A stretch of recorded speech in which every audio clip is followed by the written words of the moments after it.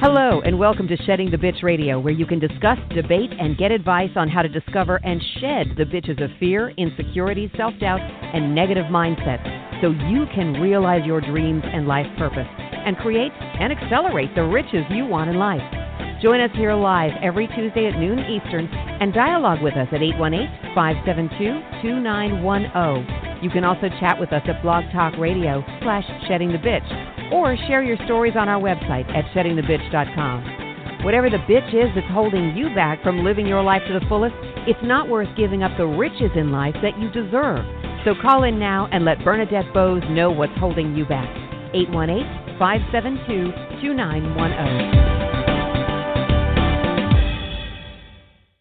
Welcome, everyone, and thank you for joining us for another episode of Shedding the Bitch Radio. Yes, I am indeed Bernadette Bowes, and we have a great conversation for you today. It's something that even when it was proposed to me, I was like, oh my God, that's so simple, but yet so powerful. We're going to talk about what to expect when having expectations.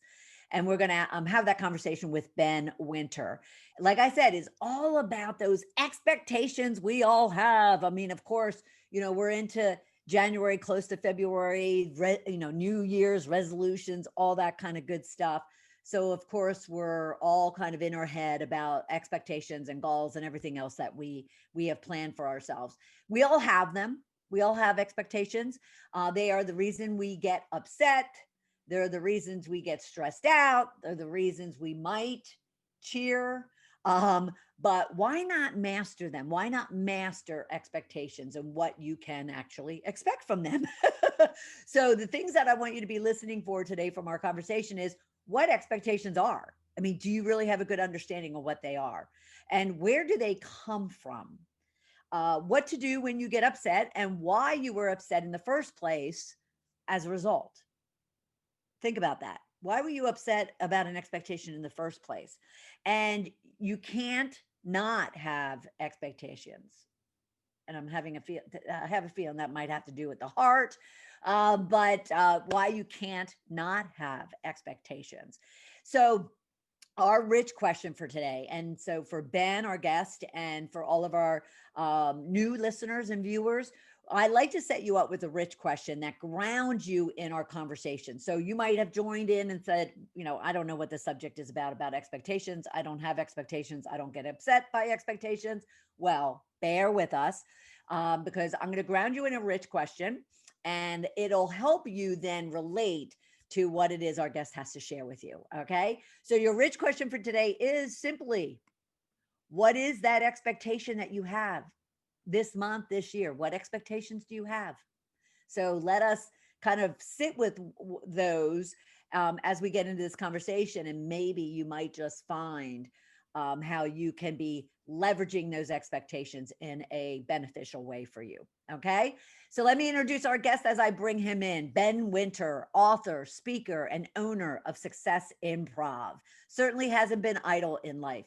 A couple of years out of college, and he started doing things and going places he would never have expected.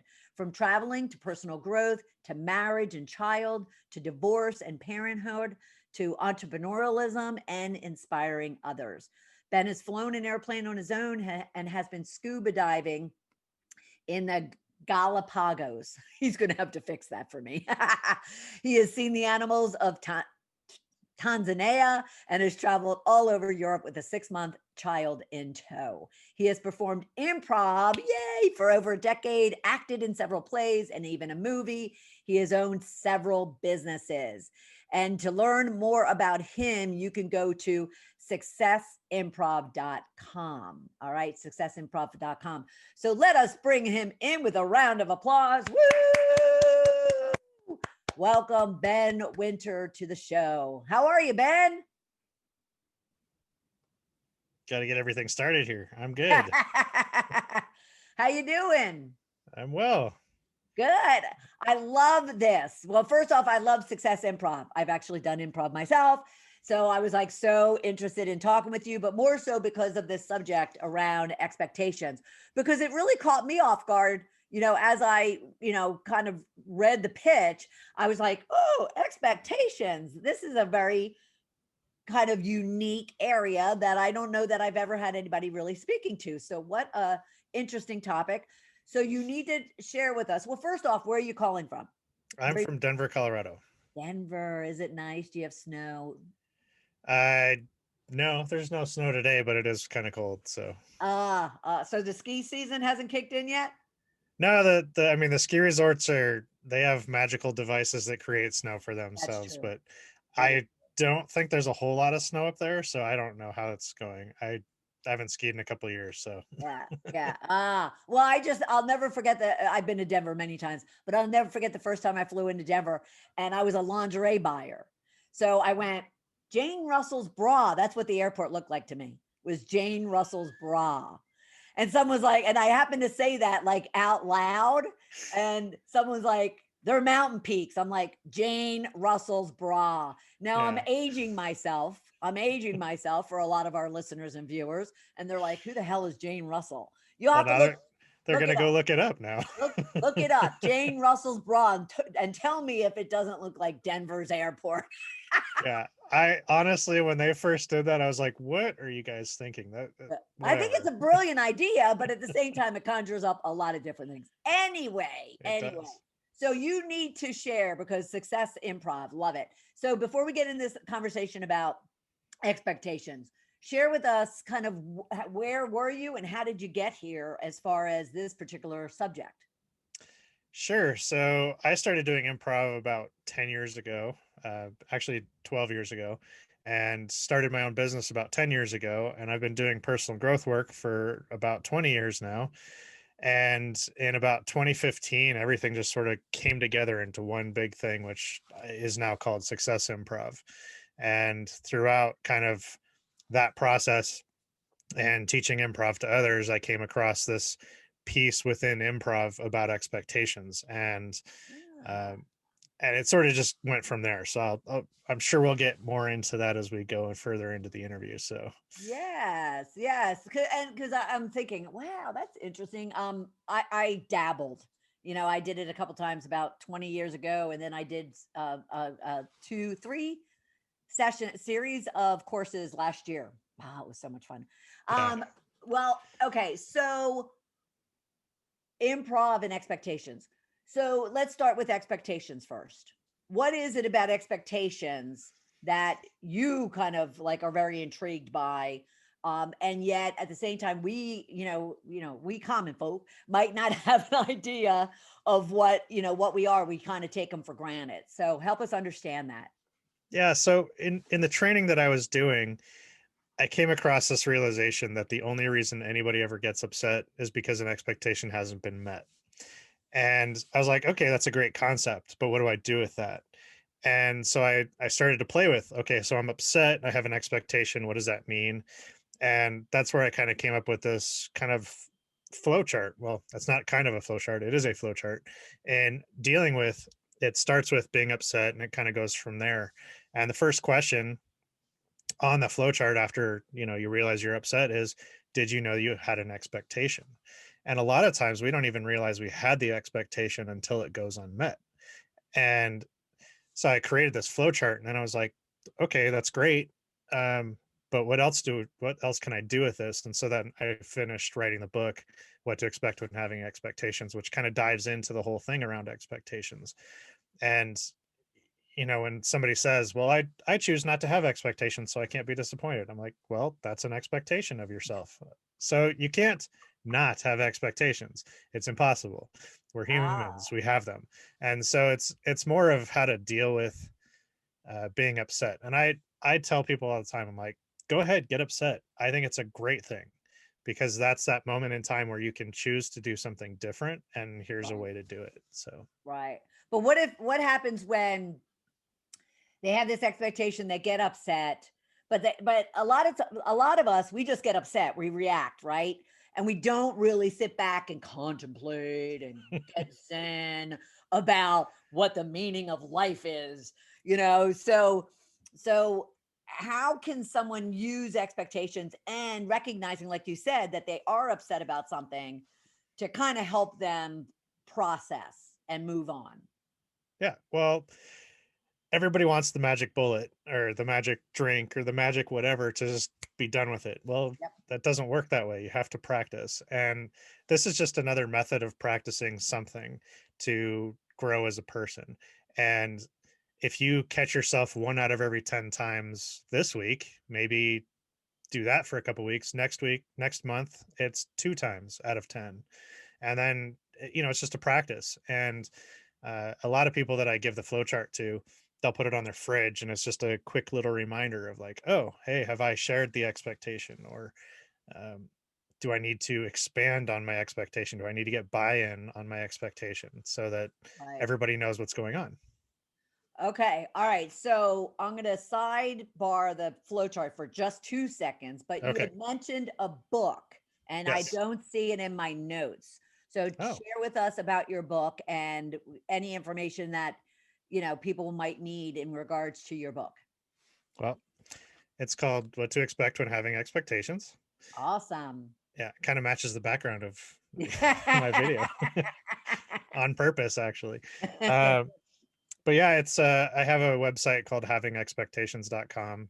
All the information's there. You can get the flowchart on there and everything. So but that's the book that kind of describes where expectations come from, why we have them, and what happens when they go unmet, and what do we do about it. Right. And so the flow chart, again, I'll repeat for him, havingexpectations.com. Um, I'm a very visual person. Hmm. And so, as much as we are, one, we're broadcasting audio, but video as well, we don't necessarily have the flow chart in front of us. So, can you paint us a picture of the flow chart? Because I'll be, for one, will be getting it and putting it up on my refrigerator for sure. Sure. Well, since there's video and audio, I'm gonna kind of hold it up really quick. So this is a quick version of the flowchart, and at the very top you'll see you're upset. That's the starting point um, of this flowchart. And the first question is, did you know you had an expectation?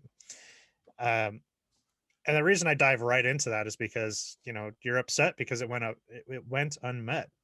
And like I said before, sometimes we don't even know we had the expectation Mhm. until it goes unmet. And why is that? Well, sometimes those expectations come from how we were brought up as a human being. And so it's pre-programmed from our parents, from our past as kids. And so now it's just coming up because of the situation. So we might not even know, oh, I expect people to be on time. Um, because that's how I was raised. I struggle with that one all the time. Like, I'm a rarity, I think, in this world because, when growing up, if you were not 5 minutes early, you were late. And so Absolutely. to this day, if I'm showing up 2 minutes early, I'm like, oh God, like freaking out. Right. And then when somebody shows up 15 minutes late, I was like 30 seconds away from walking out the door. But I've come to the realization not everybody lives the same way I do. And Yeah. so it's unrealistic for me to have those expectations of others without sharing with them first and saying, are you the type of person that's on time? Are you the type of person that comes late? I Yep. need to understand where you are so that I can set my own expectations to handle that. Yep. And that is actually that is a perfect question and conversation to have, whether or not it's relationships, whether or not it's friendships, whether or not it's employee employer, even coach to coachee. Have those expectations. If you, yeah, I mean, how you operate, no one else is going to understand that, right? Unless you have that conversation. Yeah, I think we call that communication. Um, Something that we suck at as a society these days. We have all these great tools, but we suck at communicating. Yes, we do. Yeah. Well, especially because we think that all that, like, social media jarb that we put out there is communicating. Yeah. Um, yeah. Yeah. And when it comes to people, the written word, emails, text messages, there's so much missing in the communication there that having an actual conversation is what's needed. Right. And it comes down, you know, kind of in the middle here. It's like time to talk is really what it comes down to, whether that's having a conversation with yourself, having that conversation with the other person. And really, it comes back to communication with yourself and those around you. Right. Okay. Having that conversation with yourself, I'm gonna go back there, because I was also having a recent conversation with someone about, and she referred to it as doing your homework. And it was a conversation about people at 40 and above. They finally get around to realizing, that they really want to kind of figure out who they are and how they operate, and therefore they need to do their homework. And it sounds as if you're saying the same thing, is that self-talk is to what? Discover, to kind of intentionally through your flow chart, intentionally ask those probing questions that allow someone to really get a good understanding of who they are and how they operate. Yeah, I mean, homework, personal growth, I mean, it's all the same thing. Mhm. It's a practice. It's something that if you want to have more, do more, and be more in life, you have to practice those tools that are given to you to do so. Whether that's through a coach, whether that's through a book, whether that's through a program, whatever it might be, Mhm. you have to practice those on a regular basis, and you can only start with yourself. You can't say, oh, well, I'm married to you, so you need to go read that book and you need to change your life. Well, that doesn't work. We all know that. Right. So you have to start with yourself. You have to have those internal conversations. um, a coach isn't necessarily going to give you the answer. They're going to pull it out of you, and the only way to do that is really um, for you to have those self discoveries, and Mhm. to have those internal conversations with yourself. And Right. um, this is no different. You've got to start with yourself, and ask yourself the tough questions. And there's a lot of times in this flow chart where there's like a yes or no question. Sometimes in those no questions, uh, like, have I had that conversation with somebody? Well, no.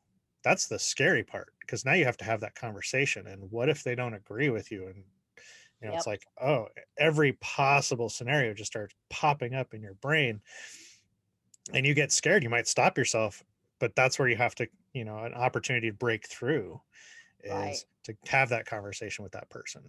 Yeah. Well, and again, going back, I tend to like break down people's conversations. Um, I think a lot of people too. Do you observe that people would rather start with getting everyone else to change and getting everyone else to figure out what their issues are and what their problems are, versus and then maybe I'll get to me. Maybe I'll then get to me. Do you find that? Well, all you have to do is turn on the TV and look at social media. No, you need to change. No, you need to change. No, you Yeah. need to change. Well, Yeah. nobody's going to change Yeah. unless they want to. And Right. then it comes back to a personal decision. Yeah. And I have to acknowledge, for anybody out there, either you're rolling your eyes going, of course I know, I have to figure things out, of myself and for myself. And yet others are sitting there going, what the hell are you guys talking about? I was probably I was probably 48 when I kind of was confronted with a bunch of stuff, but I was confronted with having to say, okay, wait a minute. You have no clue who you are, let alone what how other people perceive you. You have no clue of who you are. You totally have lost yourself. You need to figure out who in the world you are. So I love this because it's one of those probing discovery type of, not, I don't even, it's a practice. It's a practice, not an exercise. It's a practice, to always be questioning kind of, if you're getting upset, why are you getting upset? I love that because again, I think a lot of us take it for granted. Oh, I know who I am. What are you talking about? I don't know who I am. Believe me. And I know people in their 50s, 60s, and 70s who, all of a sudden are coming to that realization. So I love that. Yeah. Now, it's one thing about expectations. It's another thing about how do I manage or prevent or even be proactive about not even getting upset? Is it that questioning of why am I getting upset, or what my expectations, or does it go deeper than that? It's a combination of all of that. In practice of, I'm upset and I can do something different, you start to realize, you know what? I could have avoided being upset had I gone and done this first. And whatever that might be, that could be having that conversation with a spouse, with a friend, with a coworker, with a boss, with an employee.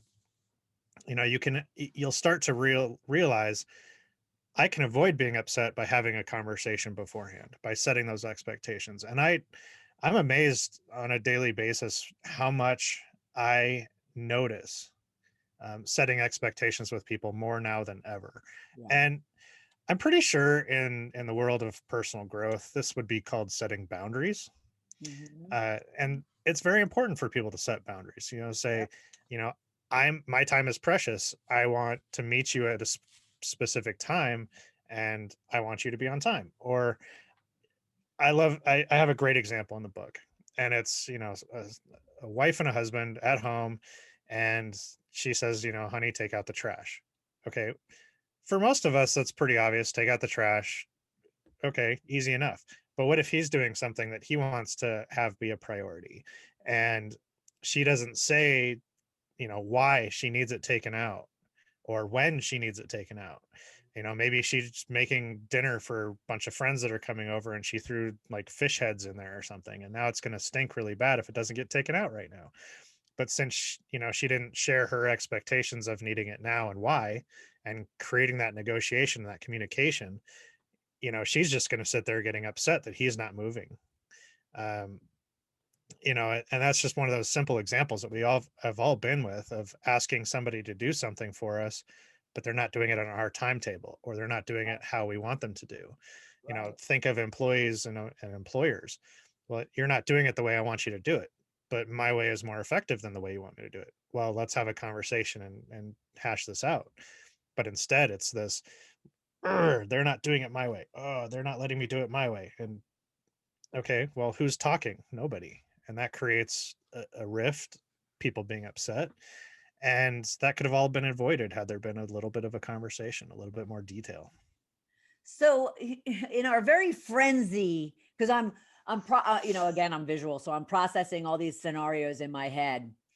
And in our frenzy of life that we call life, how have you found, because you said that you have found that you've been able to do this a lot easier than when you first started, but how does someone all of a sudden, as that bubble is growing of being upset or disappointed or angry or whatever, how's one to squash it down? Like what type of trigger, or what type of shift can someone make to all of a sudden stop themselves? Because, again, that scenario is so simple, but so powerful that, the wife and the husband, you know, but yet at the same time, our life is so frenzied. She's just like, hey, honey, take out the trash.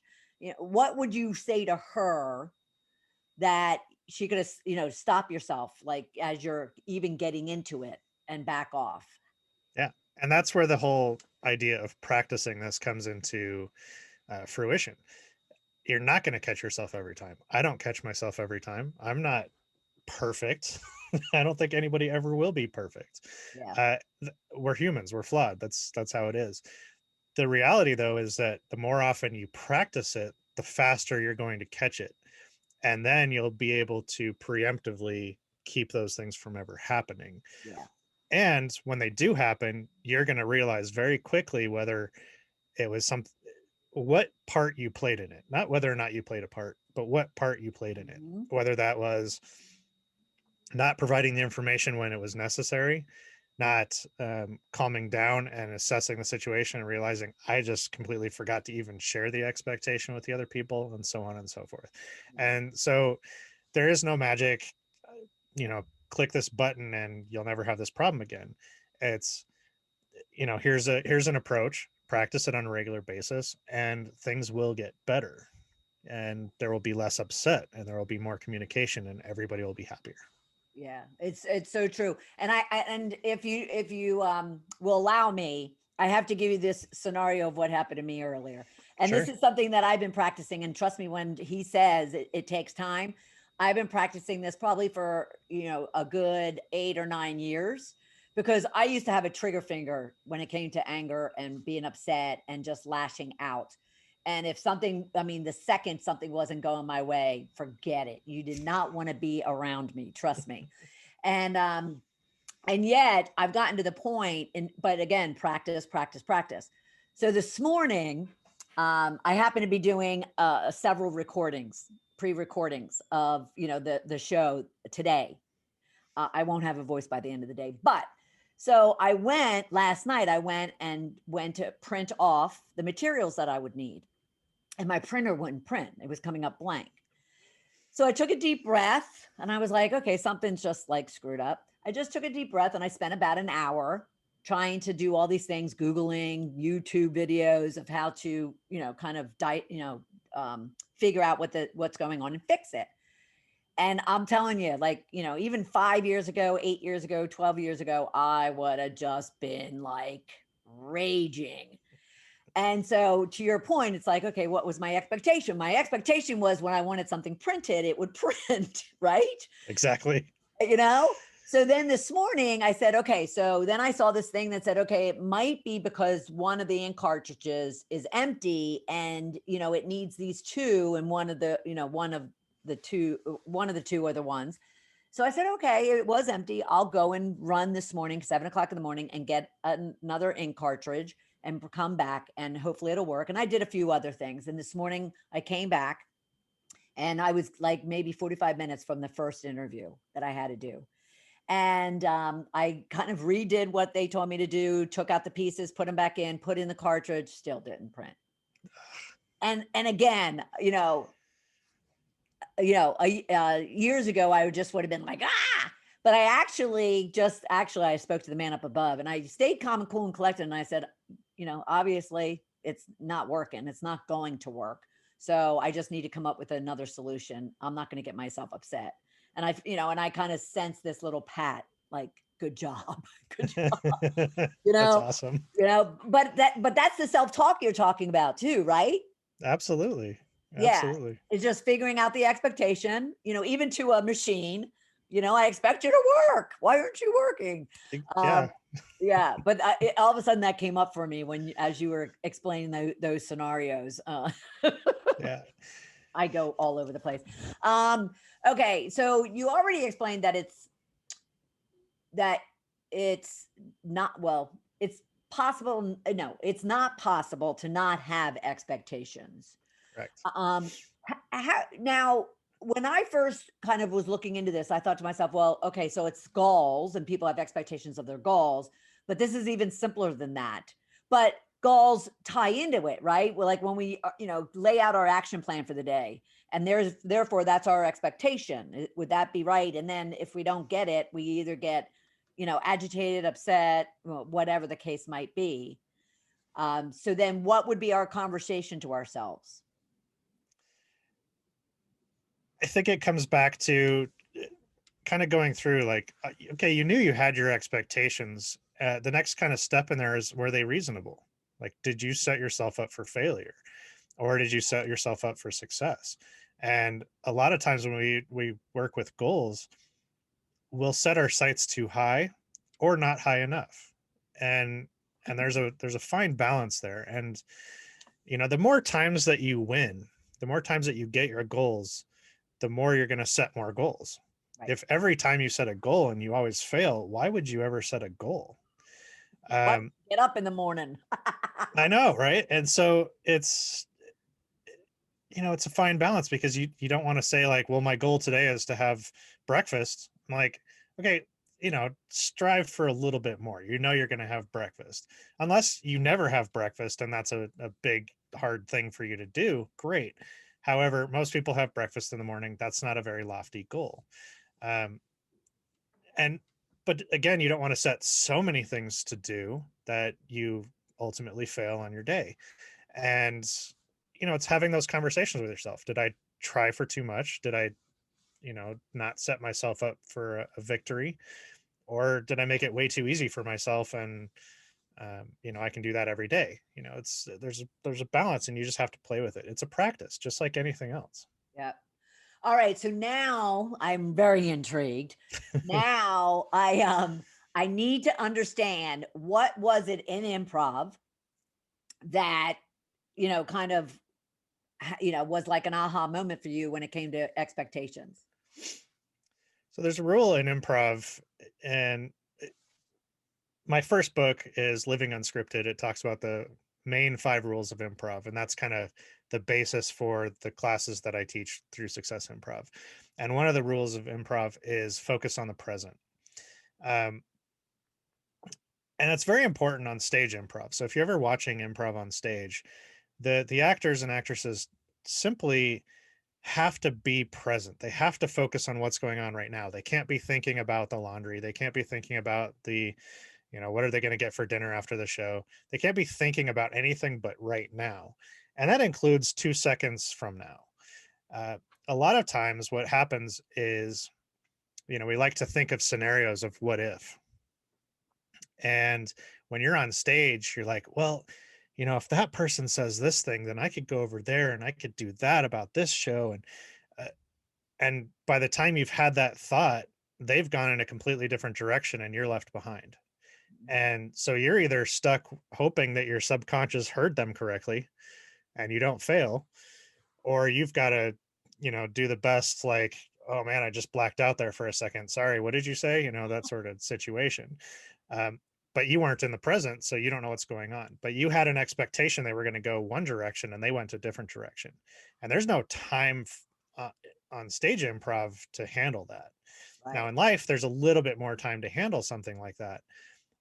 But it's a little bit more detrimental because you're expecting somebody to do something in a certain way or at a certain time, and they don't do it. So now what happens to you in your life based on that? And so that's where the upset comes from. And it was just this weird realization that, in improv, we have expectations unless we get really good at focusing on the present so that we get rid of those expectations. Because when you're focused here and now, there are no expectations. Right. Well, when we're doing this interview, if one of us is thinking about, well, at 10 o'clock, I've got to do this thing, or, at 2 p.m, I've got this errand to run. If I'm thinking about those things doing this interview, I'm not going to be a very good speaker for this interview. And it's just going to be, people are going to be like, who is this guy? Yeah. So I have to be fully present now to understand your questions and what you're asking, and to be focused enough to give an answer that actually answers the question. Yeah. Now, I have to tell you, Ben, that is in itself powerful. I've only in the last couple of years really have come to that understanding of being present and being in the now. And I've been reading it for about 6 months because I've been reading it over and over. The Power of Now. I was just going to say Eckhart Tolle. Yeah, Eckhart Tolle. And so had you told me 2 years ago, oh, well, you need to be present and now, I'd be like, I am, what are you talking about? I am here. And yet it's just, you're so right. Even as I'm talking to you and you kind of pull me back in, I was kind of like, okay, because I couldn't print my materials, I'm having to look over here to see, kind of, the outline that I put together. And so I was until you pull me back in, little bit in my head about it. But that's what it's all about is, just right now, all that matters is, us, engaging. And, I can intentionally look over and not disrupt what we're doing and still be in the now. But, and that is practice in itself. That is practice. Absolutely. It is. And, if you look at kids, they are so good at living in the present, because you're like, okay, we need to leave. But I was busy like in this fantasy world that I just created with these 2 little figurines I'm playing with. They're so good at living in the now. And, we grow out of that for some reason. Yeah. And it's magical when you can get back there because nothing else matters. Right. It really is. And it's very, I guess magical is a great word. Yeah. Because it's just so calming too. When you just know you're connected to like right now, it's so calming. But that could be a conversation. It can. Yes. Yeah. And that was one thing I found when I was doing stage improv was, I would get up on stage and nothing else mattered. Me up there doing what I was doing. It didn't matter if I was funny or not funny or failed or didn't fail. Like nothing else mattered. The world disappeared, and it was just then and now, and it was amazing. And that's one reason I just absolutely love doing improv. Yeah. Love it because and and again, I dabbled, and yes, I did it for a full year and I absolutely loved it. And my friends came and they were just like, "You're nuts." And I'm like, "But it's so much fun." But I have to tell you, I mean, we're going to sidebar here just for a second, but I have to tell you, I had the biggest issue with asking questions, and that's one thing about improv is you don't ask questions. And I had the biggest issue with, ask because and I said to the group, and I was the oldest, of course, but I said to the group, I'm like, understand something. I spend every day of my life interviewing people. I spend every day of my life questioning people as a coach, as a radio host, as a speaker. It's what I do. And it's funny because it is a good thing to teach in improv at the beginning. After a while, though, you learn what types of questions you can ask. Like a very leading question will give enough detail for the other person to respond with. Yeah. But just saying, "What do you think?" is such a bad question because now everything is now on the other actor. Yeah. But it's like, "What do you think about the color red on this wall?" "Oh, we're talking about painting a wall red. Got it. I know where I'm going now." So a leading question in improv is totally okay, but it is good to practice not having questions. So it's this weird world with improv, and the more that you do it, the more levels there are, and Yeah. yeah, it's a blast. But that scenario also was an expectation, right? Exactly. So, your partner is expecting you to give them something that they can then respond to. But then if you ask this open-ended question, that's caused them to be like, what in the world? That's expectation, bringing it back to our subject today. That's Yeah. expectation. I love it. So if there was, well, first off, let me get a couple things done first. Okay. So successimprov.com, everyone. Take a look at it, learn all about Ben and what he does. But at the same time, go to havingexpectations.com as well and download that flowchart.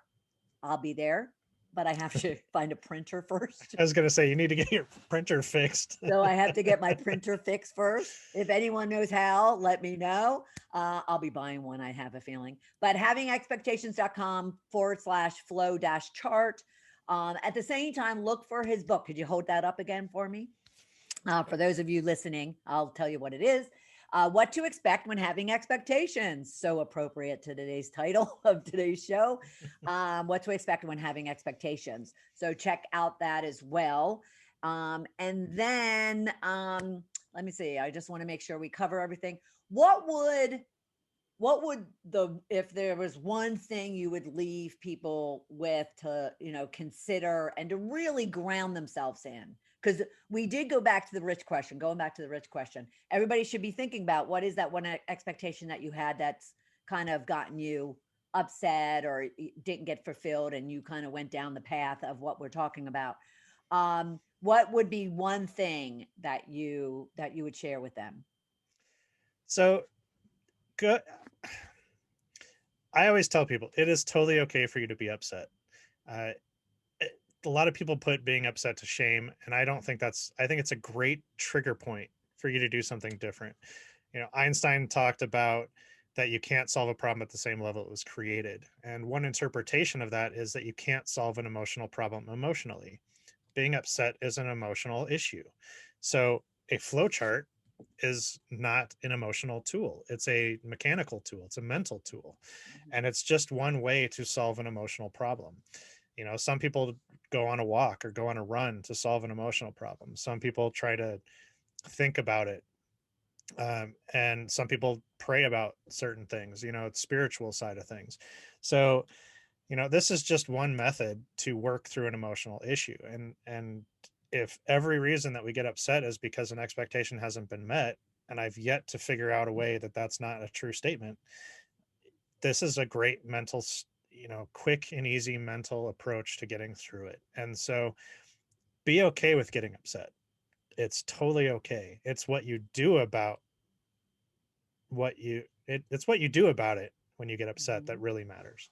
Yep, it's so true. How you respond to it is what really is, yeah, Yeah. is what. Respond versus react. Yes.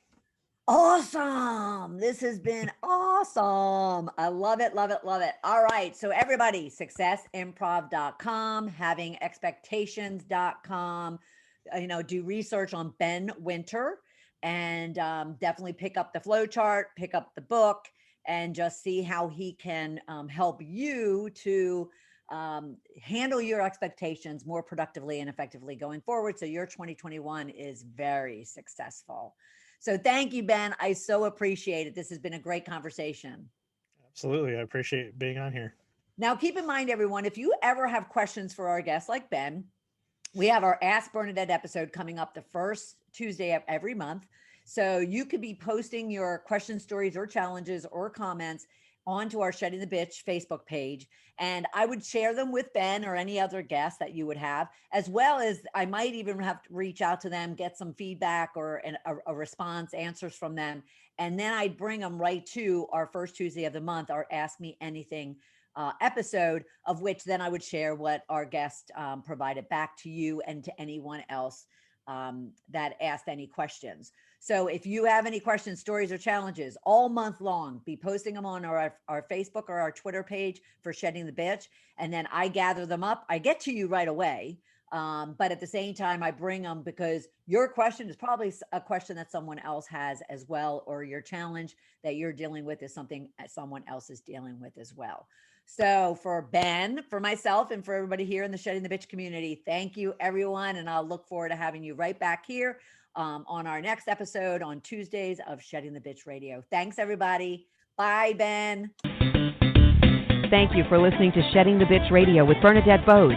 Join Bernadette every Tuesday at noon Eastern as she helps you shift your bitches to riches. And the dialogue is always going on at sheddingthebitch.com. See you next week.